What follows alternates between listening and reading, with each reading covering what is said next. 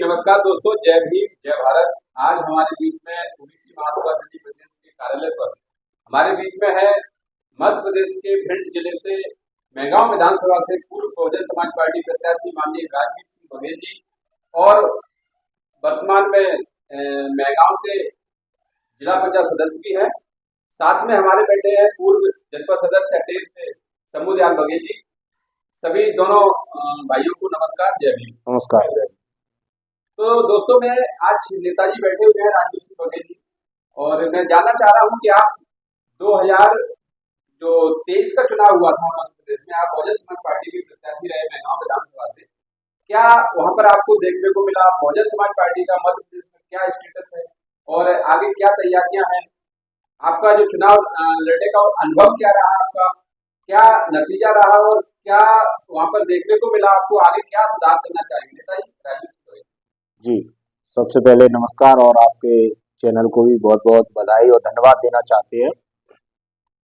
देखिए, मध्य प्रदेश 2023 का जो चुनाव हुआ तो उसमें आप सभी ने देखा है कि बहुजन समाज पार्टी ने ओबीसी के जो भी चुनाव लड़ने वाले कैंडिडेट थे उनको मौका दिया, और मेहगांव विधानसभा से मुझे बघेल समाज ओबीसी होने के नाते टिकट दिया पार्टी ने, और पूरी ताकत के साथ सब लोगों ने सहयोग किया और परिणाम भी काफ़ी अच्छे आए। लेकिन जो मुकाम था, जो मंजिल थी, वहां तक हम नहीं पहुंच पाए। उसके लिए निरंतर प्रयास रहेंगे हमारे, और पूरा बहुजन समाज इसके लिए चिंतन और मनन में लगा हुआ है कि कहाँ हमारी कमजोरी रही है, कहाँ हमारी कमियां रही हैं, उनको सुधारने के लिए निरंतर प्रयास जारी है, संघर्ष जारी है। जीत और हार तो एक प्रचलन है, ये तो चलता रहता है, लेकिन संघर्ष हमेशा चालू रहना चाहिए व्यक्ति का। तो कहीं ना कहीं मंजिल तो मिल ही जाती है, हमें नहीं मिलेगी, हमारे भाइयों को मिलेगी। संघर्ष हर आदमी को करना चाहिए। जी नेताजी, आप ये बताइए कि मध्य प्रदेश में जो चुनाव था लोकसभा का, वहाँ 29 सीटें हैं लोकसभा की, तो एक भी बहुजन समाज पार्टी या कांग्रेस क्यों नहीं जीत पाई? वहां पर क्या कारण था? अब देखिए, सबसे बड़ी बात इस लोकतंत्र में आपने देखा होगा कि जो आम जनता है, जो भारत देश की पॉपुलेशन है, या अपने मध्य प्रदेश की जो हालत है, वो एकदम गिरमी की तरह रखी हुई है। यहाँ पे सारा काम दबंगई से हो रहा है, और जो राजनीति है, राजनीतिक जो परिदृश्य है यहाँ मध्य प्रदेश का, तो ये कहीं ना कहीं दबाव में ये राजनीति हो रही है यहाँ पे। और सारी की सारी 29 की 29 सीटें जो भारतीय जनता पार्टी वहां पर जीत रही है, इसके पहले कांग्रेस जीतती चली आई। तो मैं ये कहना चाहूंगा कि दोनों ही पार्टियां जो है एक ही थाली के चट्टे बट्टे हैं। पहले कांग्रेस ने आम जनता को लूटा, अब भारतीय जनता पार्टी लूटने का काम कर रही है। और चुनाव जो हो रहे हैं वो कहीं ना कहीं बेईमानी और पैसे की ताकत के दम पर ये चुनाव जीतते चले आ रहे हैं। और आज भी वही हालत है कि जो आम जनता की सोच है, कहीं ना कहीं उसमें बदलाव लाने की सोच है, लेकिन बदलाव ला नहीं पा रहे हैं। इसकी कमी ढूंढने की बहुत ही ज्यादा आवश्यकता है, और इस पर कहीं ना कहीं सब लोगों को मिलकर इसका हल निकालना चाहिए। परिणाम आते हैं तो देखा जाता है कि जो पैसे और जो दबंगई है उसी के प्रतिकूल चले जाते हैं, तो कहीं ना कहीं इसको रोकने का कार्य किया जाए। महासभा ने 5 साल लगातार मेहनत करी मध्य प्रदेश में, तो ओबीसी महासभा का क्या योगदान रहा बहुजन समाज पार्टी के लिए या अन्य पार्टियों के लिए? क्या ओबीसी महासभा अपना वहां पर कार्य कैसा कर पा रही है? और ओबीसी के लोग जो प्रॉपर ओबीसी समाज की जातियां हैं, उनका क्या रुझान है? क्या वहां पर ये अपने हक और अधिकार के लिए बात रख रहे हैं? क्या सरकार से अपनी मांग रख रहे हैं? क्या इन लोगों का क्या रुझान है? अब देखिए, ओबीसी महासभा की जहां तक बात है तो एक सामाजिक संगठन है, और ओबीसी महासभा स्टार्टिंग से काफी समय हमने भी काम किया उसमें, तो कुछ हद तक अच्छे परिणाम तक पहुंचने का प्रयास रहा था। लेकिन जब चुनाव 2023 आया तो कहीं ना कहीं ये देखने को मिलता है कि लोग व्यक्तिगत ज्यादा उसमें जुड़ जाते हैं अन्य पार्टियों में। कोई बाहर से जुड़ता है तो कोई अंदरूनी जुड़ जाता है। ये हमारे आपसी जो फूटन है, इसका जब तक हम सुधार नहीं करेंगे। और सबसे बड़ी बात है कि देखिए, ओबीसी महासभा जातिगत जनगणना कराने के लिए हमेशा अग्रिम पंक्ति में जो आवाज उठाई उन्होंने, और इससे पहले भी जो संगठन चल रहे थे उन्होंने भी उठाई। तो ये कहीं ना कहीं हम लोगों की एक कमजोरी बनी हुई है कि जातिगत जनगणना अगर नहीं होगी तब तक मुझे नहीं लगता है कि पिछड़े वर्ग का भला हो सकता है। भारतीय जनता पार्टी तो नारा लगा रही है सबका साथ सबका विकास, फिर क्या सभी जातियों का विकास नहीं हो पा रहा है? क्या राजनीतिक हिस्सेदारी सभी जातियों की नहीं है मध्य प्रदेश में? देखिए, चाहे भारतीय जनता पार्टी हो चाहे कांग्रेस हो, नारे तो सभी पार्टियां केवल गुलगुलाने के लिए लगाती हैं कि हमारा फायदा कहां से हो सकता है। अभी आपने देखा होगा कि राहुल गांधी भी कह रहे हैं कि ओबीसी की जातिगत जनगणना होना चाहिए।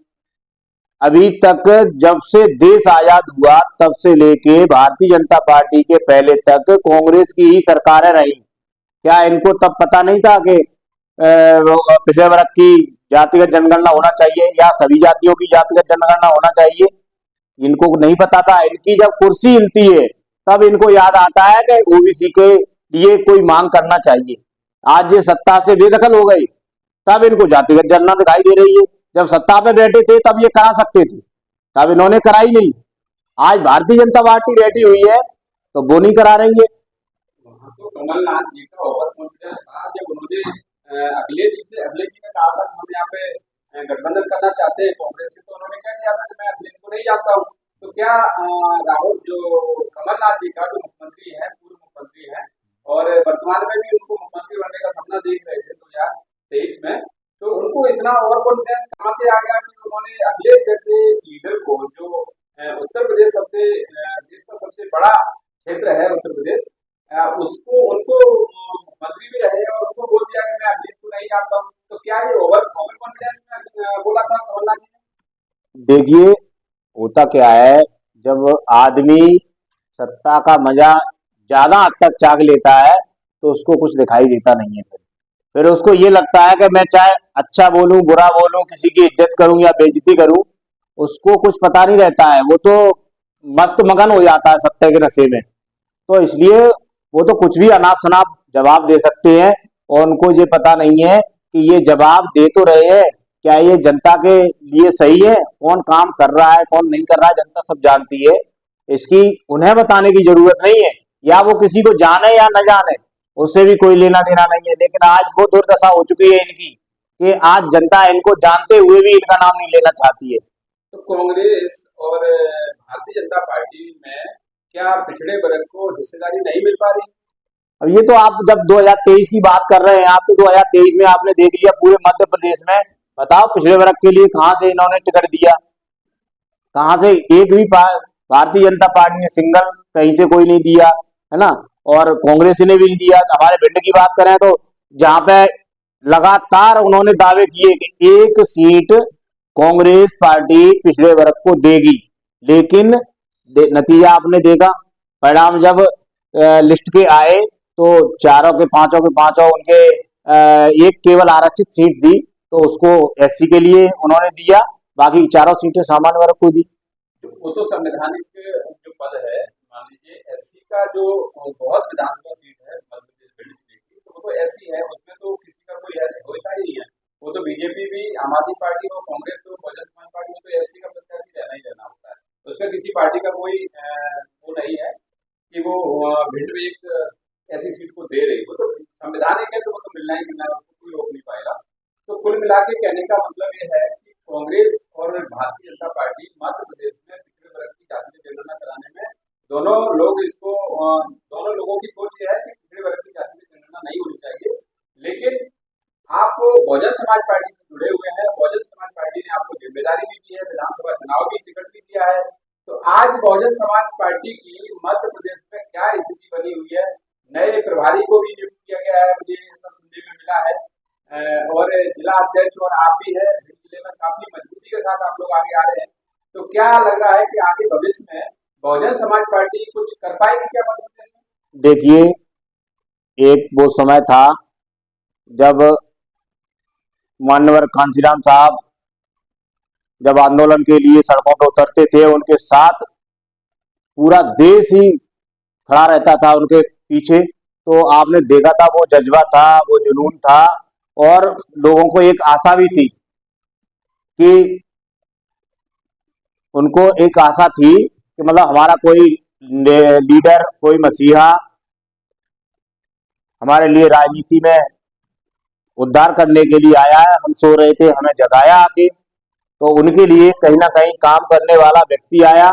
और जब जब उनके बाद मान्यवर माननीय हमारी बहन जी ने जिम्मेदारी संभाली और माननीय बहन जी ने ये बीड़ा उठाया कि हम अपने बहुजन समाज के लिए राजनीति में हमेशा हिस्सेदारी के लिए लड़ाई लड़ते रहेंगे, और आज भी लड़ रहे हैं। और आप देखो, वो तो एक कोई दौर रहता है कि राजनीति में हमेशा कोई किसी की बापोती तो है नहीं कि किसी ने कुर्सी को एकदम हथिया लिया है और वो उसी के बाप की बापोती हो गई। ये तो होता नहीं है।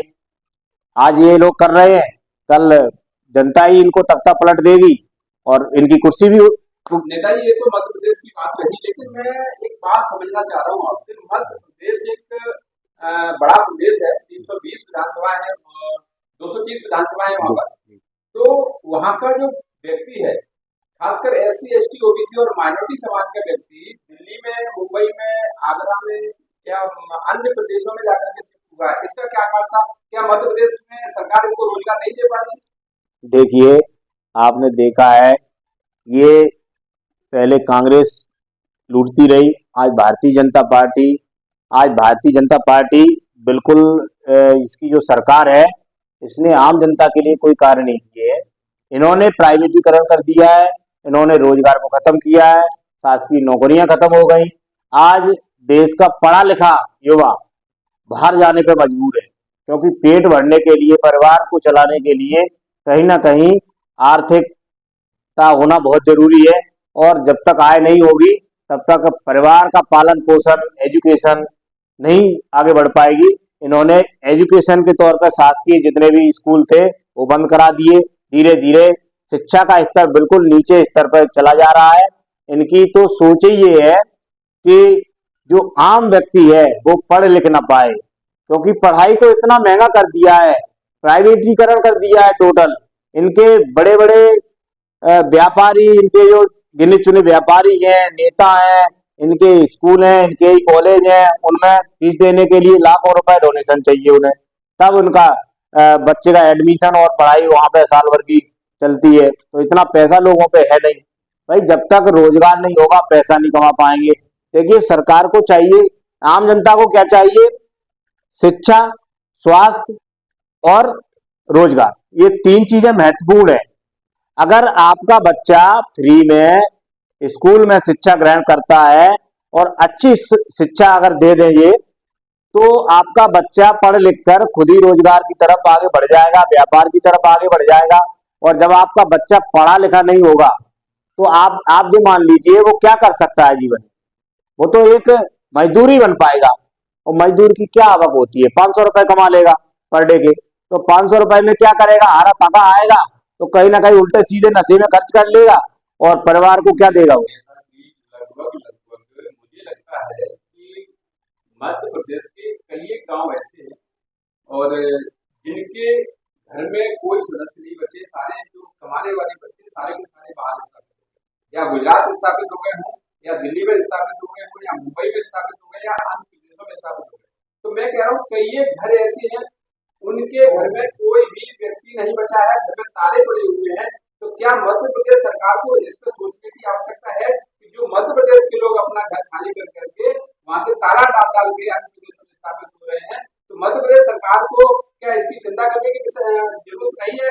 जो मध्य प्रदेश के लोग हैं अन्य प्रदेशों में जाकर, दिल्ली में मैं देख रहा हूँ कि मध्य प्रदेश के लाखों लोग दिल्ली में स्थापित हो गए हैं, दिल्ली में नौकरी कर रहे हैं, अपना रोजगार कर रहे हैं, पेट पालने का काम कर रहे हैं, बच्चों को पढ़ा रहे हैं, बच्चों को नौकरियां यहाँ मिल सकती है अगर सरकार यहाँ की है तो मैं सारा उनका डॉक्यूमेंट यहाँ का बन रहा है।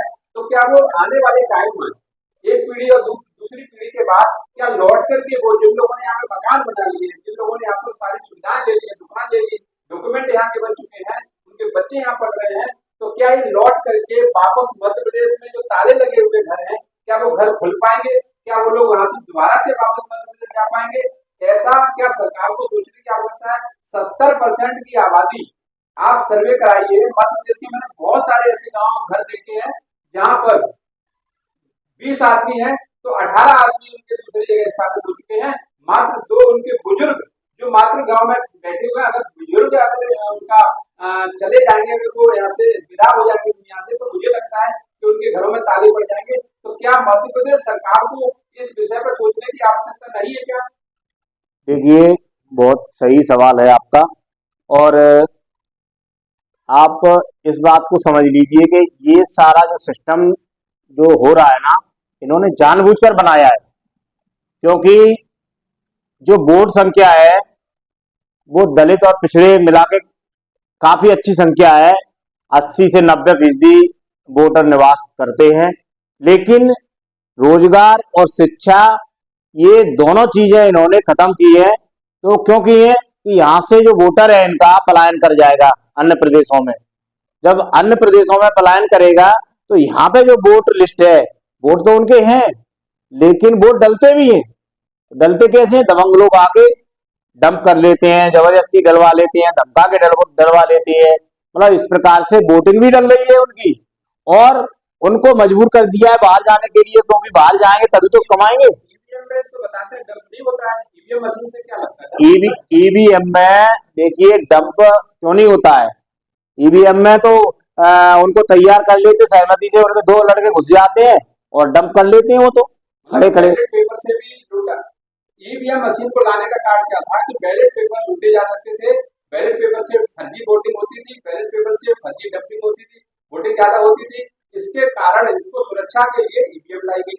तो क्या ईवीएम मशीन से ही वोट लूटने का काम हो रहा है? अरे बहुत बड़ी तादाद में हो रहा है साहब। क्या होता है कि इनकी सरकारें हैं, और जो सरकारें इनकी हैं तो कहीं ना कहीं शासन प्रशासन इनके दबाव में रहता है। इनके लोग घुस के चले जाते हैं, उनकी नजरों के सामने चले जाते हैं और जाके अंदर डंप करते हैं। आम जनता वोट भी नहीं डाल पाती है। कई एक वीडियो वायरल हुए हैं, आपने देखा होगा, वो सच्चे वीडियो हैं, कोई झूठे वीडियो नहीं है। नेताजी, एक बात हम आपसे और जानना चाह रहे हैं कि जो लोग हमारे मध्य प्रदेश या अन्य प्रदेशों से आकर दिल्ली में स्थापित हुए हैं, ये अपने रोजगार रोटी में लगे हुए हैं। क्या इन लोगों को या इन लोगों की राजनीतिक जमीन, देखिए अब वो लोग वहां भी नहीं जा रहे हैं और यहाँ पर भी दिल्ली में भी उनकी राजनीतिक जमीन कुछ है नहीं, तो क्या उन लोगों को दिल्ली में भी अपनी राजनीतिक जमीन तैयार करनी चाहिए, या राजनीतिक हिस्सेदारी मांगनी चाहिए, या सबका साथ सबका विकास या जातिगत जनगणना दिल्ली के लोगों की भी होनी चाहिए, जिससे कि दिल्ली में भी सरकार है, दिल्ली भी एक प्रदेश है, तो दिल्ली में भी मंत्री बनते हैं, दिल्ली में भी मुख्यमंत्री बनते हैं, दिल्ली में भी सब विधायक बनते हैं। तो मैं कहना चाह रहा हूँ कि एक तो ओबीसी की जो नगर निगम सीटें हैं दिल्ली में, उसमें ओबीसी का कोई रिजर्वेशन नहीं है, एक तो पॉइंट यही है। दूसरा, ओबीसी की जो अन्य प्रदेशों के लोग यहाँ पर आके स्थापित हुए हैं, उनका सर्टिफिकेट जो बनाने में इतनी जटिलता है कि उनके सर्टिफिकेट नहीं बन पा रहे हैं। तो जो मध्य प्रदेश का व्यक्ति है वो दिल्ली में आके रहने लगा और उसका ओबीसी का सर्टिफिकेट मध्य प्रदेश सरकार में तो है, लेकिन दिल्ली सरकार उसको बना के नहीं दे रही है। वो कह रही है 1993 से पहले के प्रूफ दिखाइए। अगर कोई व्यक्ति 94 में आया, कोई व्यक्ति 95 में आया है, उसका सर्टिफिकेट ओबीसी का नहीं बन पा रहा है, तो मैं पूछना चाह रहा हूँ, क्या ओबीसी के जो सर्टिफिकेट नहीं बनेंगे लोगों के, तो उनको ओबीसी का लाभ नहीं मिलेगा? ये जायज सी बात है। तो मैं कह रहा हूँ क्या दिल्ली की सरकार के क्या है, क्योंकि आपके मध्य प्रदेश के ही लाखों लोग दिल्ली में स्थापित हुए हैं, उन लोगों के प्रति आपकी क्या मानसिकता है, उनके प्रति आपकी क्या सोच है? क्या उन लोगों के हक और अधिकार के लिए दिल्ली में तो आपका कोई लीडर है नहीं, तो दिल्ली में आपकी कोई लीडरशिप नहीं कर रहा, आपकी कोई आवाज उठाने वाला नहीं है, तो क्या आप लोग मध्य प्रदेश से क्या दिल्ली के लिए आवाज उठाने की बात करेंगे क्या? जी देखिए, बिल्कुल माननीय बहन जी ने अब जो प्लेटफॉर्म तैयार कर रहे हैं दिल्ली के लिए नए सिरे से, यहाँ पर जो भी है पिछड़े वर्ग की आवाज हो, चाहे दलित और SC ST की आवाज हो, माननीय बहन जी के निर्देशानुसार यहाँ पे अच्छी संख्या में अच्छे लीडरों को यहाँ पे प्रभारी बनाकर भेजा जाएगा, और ताकि इन लोगों के सारे काम जो रुक रहे हैं उन पे आवाज लगातार उठाती रहे। और रही दिल्ली सरकार की बात, तो देखिए दिल्ली सरकार की भी मंशा ये नहीं है कि ये लोगों के कोई काम हो, और निश्चित तौर पे हमारा मानना है कि जहां जहां से लोग हमारे यहाँ पे आके बस गए हैं, SC ST OBC वाले जो लोग यहाँ पे बसे हैं, इन लोगों को समझने की जरूरत है कि हमारा कौन भला करता है, हमारा कौन भला नहीं करता है। पूरे देश में बहुजन समाज पार्टी एक ऐसी पार्टी है जो कि हमारे दलित और OBC के लिए सोचती है, उनको टिकट देती है, उनको सत्ता में जाने का माध्यम बना देती है और हक और अधिकार की लड़ाई लड़ती है उनकी। तो ये कहीं ना कहीं सोचने की जरूरत है कि जो हमारी काम नहीं कर रही है जो सरकार है, तो उनको अपने है ना नजरअंदाज करना चाहिए, उनके खिलाफ मोर्चा खोलना चाहिए और काम धंधे के साथ साथ में हमारे लोग जहां जहां रह रहे हैं वहां पे अपनी आवाज और अपने हक के लिए लड़ना चाहिए।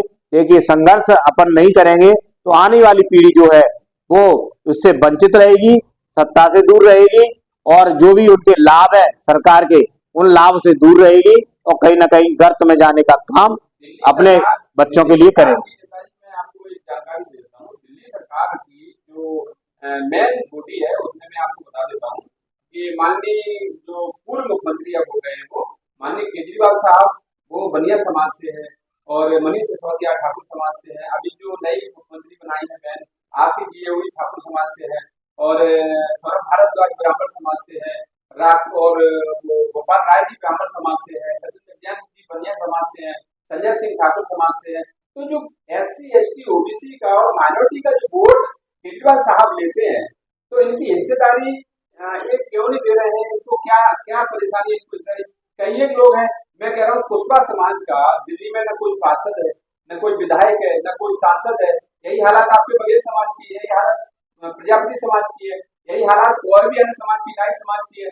इसी हालात के साथ हम और लोगों को बता रहा हूँ कि जो जातिगत जनगणना अगर होगी या होगी नहीं, तो मैं इन लोगों का राजनीतिक हिस्सेदारी हम लोग सरकार कैसे निश्चित करेगी? और कई समाज ऐसे हैं जहाँ लाखों की संख्या में दिल्ली में रहते हैं, लेकिन उनकी राजनीतिक हिस्सेदारी शून्य है। तो दिल्ली सरकार को क्या इस विषय पर सोचने की आवश्यकता है? क्या जातिगत जनगणना करानी चाहिए? OBC महासभा इस मैटर को लगातार आवाज उठा रही है, ज्ञापन के माध्यम से दिल्ली सरकार को बता रही है कि OBC की जातिगत जनगणना या SC की या सामान्य वर्ग की जातिगत जनगणना होगी तो सबकी होगी। पता तो चलेगा ना कि कितने बघेल हैं, कितने कुशवाहा है, कितने यादव है, कितने गुर्जर है, कितने नाई है, कितने कार है, कितने कश्यप है, कितने हर जाति का, कितने ब्राह्मण है, कितने ठाकुर है, कितने बनिया है। सबको जब जातिगत जनगणना होगी तो सबकी पता चलेगी, सबके आंकड़े पता चलेगा। उसी आधार पे राजनीतिक हिस्सेदारी भी सुनिश्चित की जा सकती है। तो क्या सरकार को जातिगत जनगणना करानी चाहिए? देखिए, ये तो बहुत ही अहम मुद्दा है जातिगत जनगणना का, और इसको मुझे लगता है कि जो भी सरकारें हैं इनकी मंशा नहीं है जातिगत जनगणना कराने की, क्योंकि ये अभी ऐसे बलगला के राजनीति कर रहे हैं, आपस में लड़ाई करवा रहे हैं। तो इनको तो मजा है इसमें, जातिगत जनगणना क्यों कराएंगे जी? इनको कराने की आवश्यकता ही नहीं है। और जातिगत जनगणना तब तक ये नहीं कराएंगे जब तक सब लोग एक आवाज उठाकर इसका विरोध नहीं करेंगे, सरकार को तख्ता पलट करने का काम नहीं करेंगे जब तक, तब तक ये कराएंगे नहीं। हम किसी जाति विशेष से हमारी कोई दुश्मनी नहीं है, इंसान वो है, इंसान हम भी हैं। लेकिन दुर्भाग्य की बात यह है कि कोई भी जाति दूसरी जाति का हिस्सा खा रही है, तो ये कहीं ना कहीं बहुत बड़ा अन्याय है। या तो जातियों को बिल्कुल ही खत्म कर दिया जाए, तो इक्वली हो जाए सारे लोग, भाई जो योग्य है उसको मिलेगा। अगर इक्वली करेंगे तो फिर इसमें भी सरकार को सेव करना पड़ेगा, क्योंकि मानव कांसीराम साहब का नारा था पहले धन धरती बांटो फिर आरक्षण काटो। अगर आरक्षण को भी घटाना है तो फिर धन धरती का बंटवारा होना चाहिए कि पता तो चले एक व्यक्ति के पास 1000 बीघा जमीन है और एक व्यक्ति के पास 1 बीघा भी जमीन नहीं है, तो फिर बराबर कैसे? इक्वल का मतलब क्या होता है? इक्वल का मतलब जो होता है जातियां हटाओ और समानता लाओ। भाई समानता जब तक नहीं लाओगे, चाहे आर्थिक समानता हो, चाहे सम्मान की समानता हो, चाहे रोजगार की समानता हो, चाहे एजुकेशन की समानता हो, भाई ये समानता कैसे आएगी? समानता तो तभी आ सकती है जब आपकी सोच अच्छी होगी, आप ऊंच नीच का भेदभाव न रखो, है ना। भाई आरक्षण रिजर्वेशन बाबा साहब अम्बेडकर ने क्यों दिया? इसीलिए तो दिया कि जहां पे असमानता थी, बहुत बड़े अंतर में असमानता थी, और ये असमानता को बराबर पे लाने के लिए कहीं ना कहीं रिजर्वेशन लागू कराया, और रिजर्वेशन लागू हुआ तो अब वो क्या रहा है कि इनका कहना होता है कि 50% से ऊपर रिजर्वेशन नहीं होना चाहिए, लेकिन 50% आपने रिजर्वेशन कर दिया तो इसके बाद जो 50% जो बच रहा है सेब, वो कहाँ जा रहा है? वो तो टोटल जनरल कोटे में ही जा रहा है। अभी देख लो आप, ओबीसी के बैकलॉग लाखों की संख्या में खाली पड़े हैं, उनको भराने के लिए वैकेंसी निकालो आप। अगर आपकी मंशा है रिजर्वेशन देने की, तो जो बैकलॉग खाली पड़े हैं उनको भरने का काम करिए, दोबारा से वैकेंसी निकालिए। आपकी मंशा नहीं है कि ये लोग नौकरियों में जाएं, ये लोग पढ़े लिखे हों, ये आपकी केवल और केवल मंशा है कि ये लोग मजदूर बन के हमारी गुलामी करते रहे। नेताजी एक बात बताइए कि मध्य प्रदेश में जो लोकल बॉडी का चुनाव है, चाहे वो नगर निगम का हो, ग्राम पंचायत का चुनाव हो, उस ओबीसी का रिजर्वेशन है उसमें? हाँ बिल्कुल, ओबीसी का रिजर्वेशन है, लेकिन 14% ओबीसी का रिजर्वेशन है पिछले वर्ग का। और दिल्ली की जो लोकल बॉडी है नगर निगम, इसमें ओबीसी का रिजर्वेशन होना चाहिए? अरे क्यों नहीं होना चाहिए? दिल्ली क्या हमारे भारत देश से अलग है? दिल्ली तो भारत की राजधानी है, यहाँ पे तो होना ही होना चाहिए। आज तक किसी ने इस सवाल को किसी ने नहीं उठाया है, लेकिन ओबीसी महासभा लगातार ओबीसी महासभा ने लगातार नगर निगम की सीटों पर रिजर्वेशन ओबीसी का होना चाहिए, सिर्फ एक ही संगठन है वो ओबीसी महासभा है, इस सवाल को उठा रहा है। और मैं आपका सभी का धन्यवाद करता हूं। आपसे एक अंतिम क्वेश्चन है, दिल्ली से मैंने सुना है कि 17 नवंबर को ओबीसी महासभा ने दिल्ली सीएम को घेरने का ऐलान किया है, तो क्या आप लोगों का, जो अदर स्टेट के लोग रहने वाले लोग हैं, क्या आपकी जिम्मेदारी होगी यहाँ पर अपने साथियों का, अपने परिवार के लोगों का, अपने समाज के लोगों को हिस्सेदारी दिलाने के लिए क्या आप लोगों का सहयोग मिलेगा? बिल्कुल, मेरी अपील है सभी लोगों से कि अपने हक की लड़ाई लड़ने के लिए सभी लोग घर से निकल कर आए और जहां कार्यक्रम स्थल बनाया गया है वहां पे अधिक संख्या में पहुंचे और अपनी हक और अधिकार की लड़ाई लड़ने के लिए आगे आए, अपनी मांगे मांगे।